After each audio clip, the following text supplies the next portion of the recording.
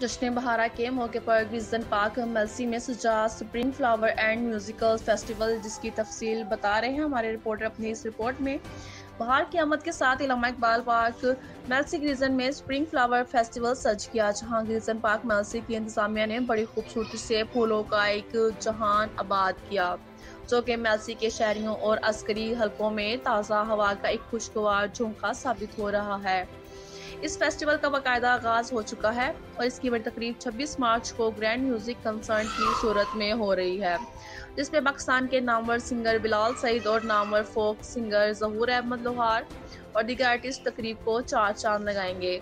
इस हवाले से न सिर्फ मेलसी बल्कि वहाड़ी, कहरुबका, खैरपुर, टामियावाली, मंतीला दीगर इलाकों में तशहीरी बिल बोर्ड्स लगा दिए गए। इस फेस्टिवल में जहां बच्चों की तफरी के लिए झूले मौजूद हैं, तो वहीं खाने पीने के लिए बाकायदा एक फूड स्ट्रीट बनाई जा रही है। लाइटों के इजाफी इंतजाम ने माहौल को ख्वाबनाक बना दिया है।